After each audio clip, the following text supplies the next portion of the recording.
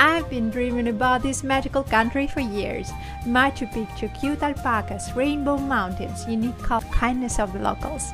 Peru didn't disappoint for a second. So let me show you this amazing adventure and share my top places to see in Peru in 2 weeks. Huacachina is a small natural oasis in the center of a desert near the Ica.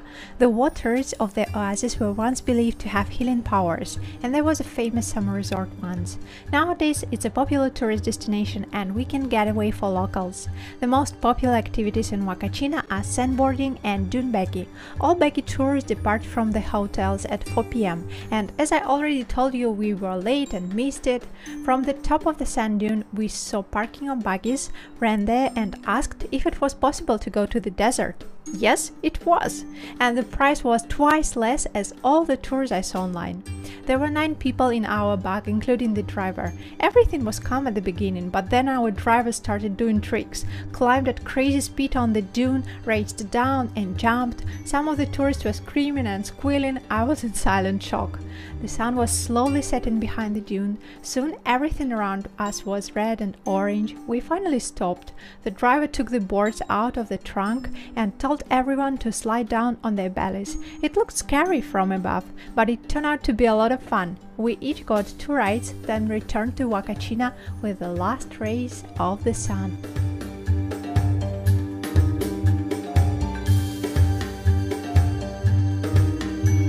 Our next adventure the next day. In the morning, we took a transfer from Huacachina to Nazca. We could see some Nazca figures from the top. One of them was cut in half by the highway. The scenery all around was Martian. We were late for our flight, but they let us do it in 1 hour. Upon arrival at the airport, all tourists pay extra taxes for the entrance tickets to Nazca, so prepare some cash. There were 4 other people and 2 pilots on the plane with us. We flew around some of Nazca figures so everybody could see them clearly.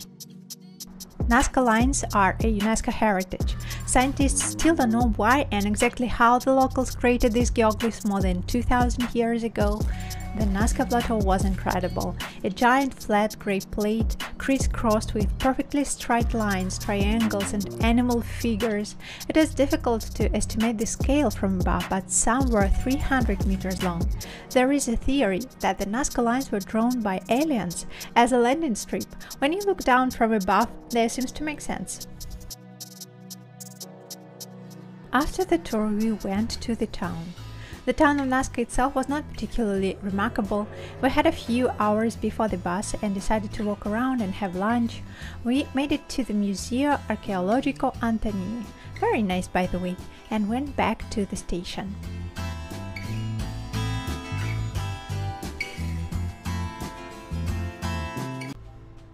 Arequipa is a colonial-era city framed by 3 dramatic volcanoes.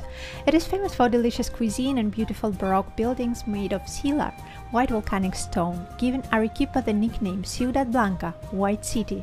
Arequipa was founded by the Spanish in 1540. It is one of the best places in Peru to shop for top-quality baby alpaca, vicuña and woolen goods. Mundo Alpaca Shop has a lovely small zoo featuring llamas and alpacas. The first place that all tourists visit in Arequipa is Monasterio de Santa Catalina. This 20,000 square meter complex with high walls occupies the whole block. It was founded in 16th century by a rich widow, Doña María de Guzmán, and is considered one of the most fascinating religious buildings in Peru. For almost 400 years, very few people knew what the monastery looks like behind its walls, as it was closed for public. The best way to visit Santa Catalina is to hire one of the guides at the entrance. We decided to explore it ourselves and got lost a couple of times in its narrow, colorful alleys, halls and rooms of the nuns. In the old days, novice nuns entering Monasterio de Santa Catalina were required to live here and work in complete silence for 4 years. Then they could choose between taking their vows and entering into religious service or leaving the convent. That would most likely have brought shame upon their family. There are now only approximately 20 nuns living in the monastery, but at the height of its fame there were 450 people, both nuns and servants.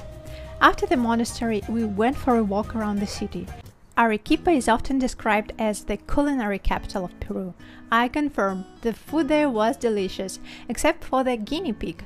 Yeah, they eat these cuties in Peru. Arequipa is also the jumping off point for visiting Colca Canyon, the second deepest canyon in the world.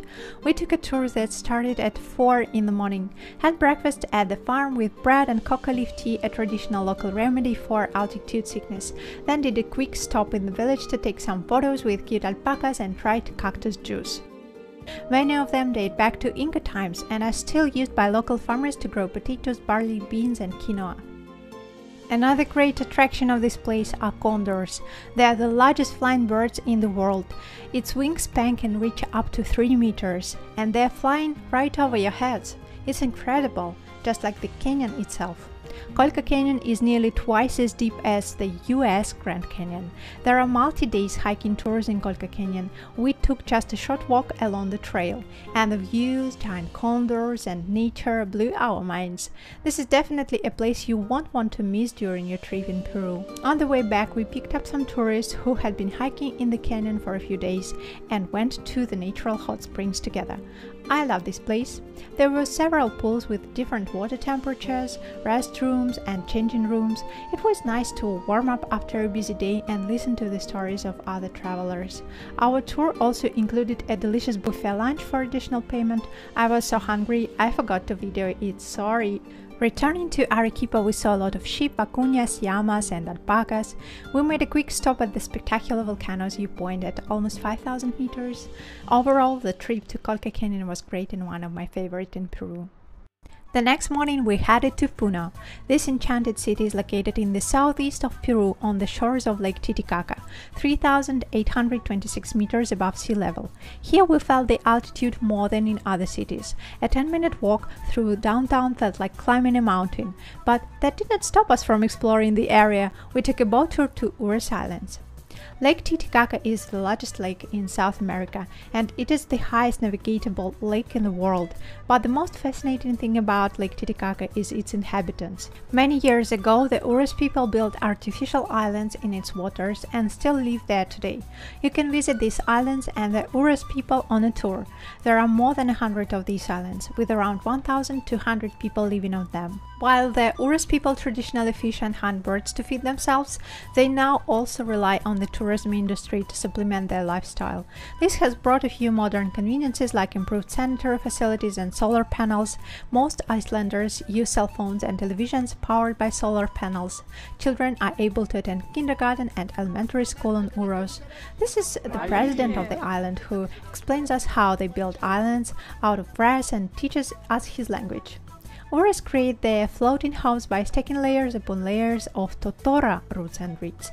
This water-resistant plant grows in the lake and is also used to make boats, houses, roofs, mattresses and more. Next on the program was a boat ride. To be honest, this whole experience seemed somehow unreal to me. It's hard to imagine that this is not a performance. Some people say that many of the islands are purely for tourism purposes, but there are islands further away from the mainland where the locals continue to live their traditional lifestyles.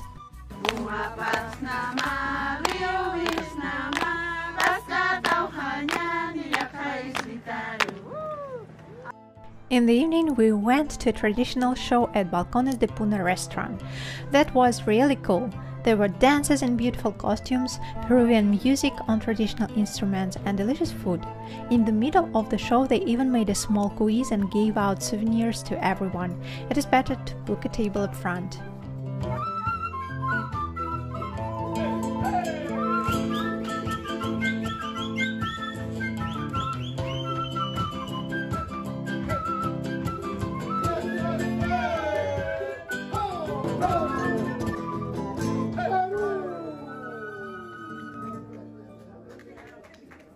From Puna, we traveled to Bolivia. It was a crazy and beautiful adventure. We successfully crossed the border on foot, visited La Paz, Copacabana, and did a 3-day tour in the Plateau Altiplano with flamingos and the largest salt flats in the world. I'll tell you about it in my next video, so don't forget to subscribe. And we are heading back to Peru and finally going to Cusco. It took us about 8 hours by Peru Hop bus to get there from Puno. We stopped midway for a delicious lunch. There was also an interesting museum in the cafe and a lot of llamas on the street.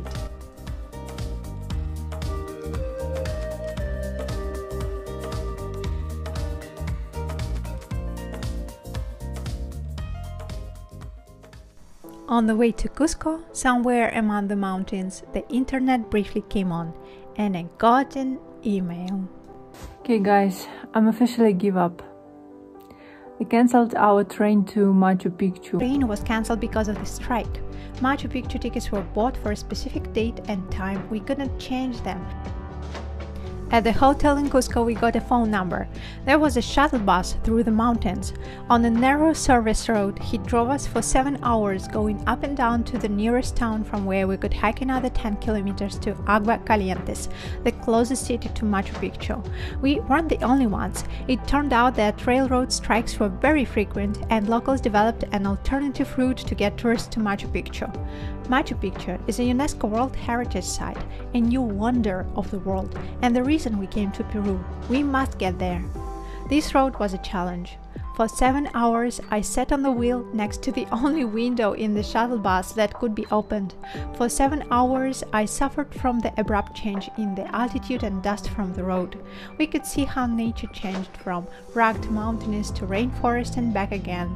The views were breathtaking and terrifying.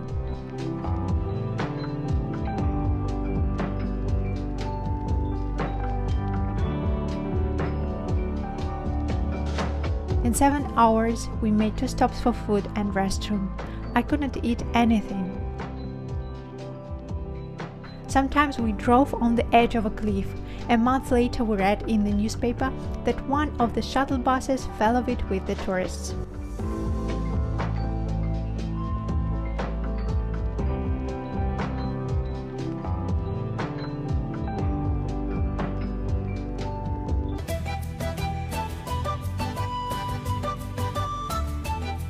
The trail was busy.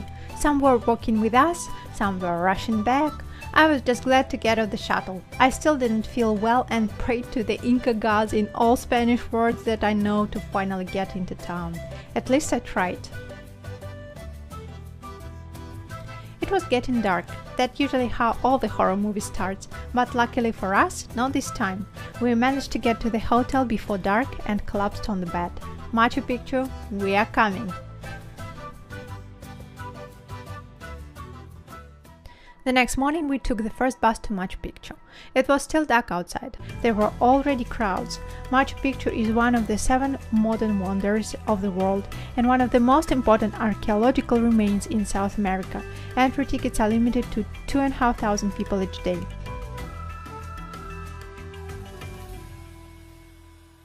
We took a bus back to Aguas Calientes, walked a little around the village, and had a delicious lunch with lomo saltado and a cup of great coffee at a coffee shop. There were a lot of people at the station. Everyone was happy that the trains were running again. The views from the train were not as nice as from the shuttle bus, but I wasn't complaining.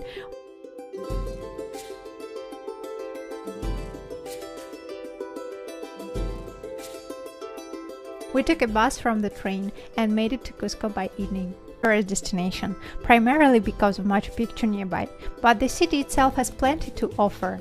It was the capital of the Inca Empire from the 13th century until the Spanish conquistadors arrived. We visited Coricancha, one of the most important temples of the Inca Empire. It was built in the mid-15th century and was literally covered with solid golden sheets, each weighing about 2 kilos. The temple was also full of giant golden statues and altars. Within months of the arrival of the first conquistadors, this incredible wealth had all been looted and melted down.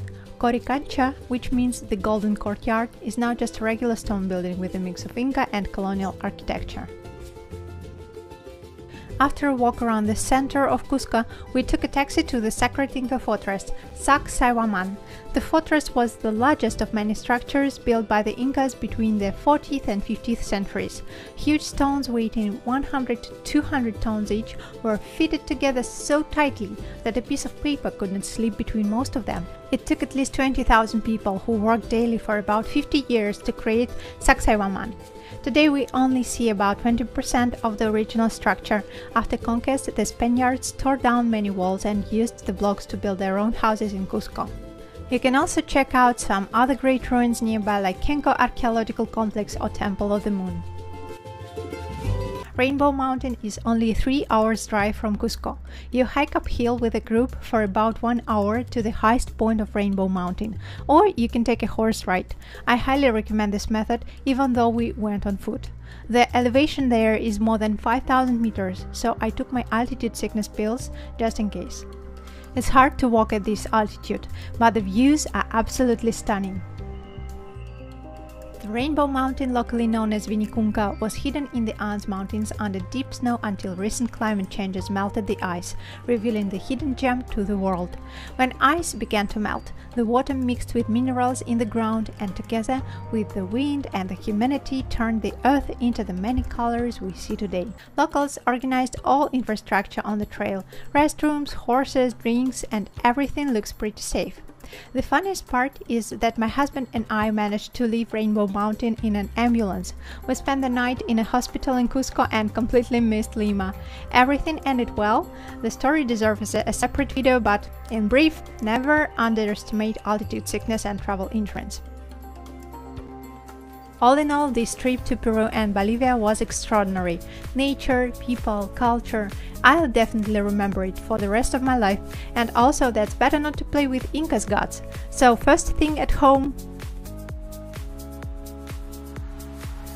I recommend you don't anger the Incas either. Like this video and don't forget to subscribe. And see you on our next adventure. Bye!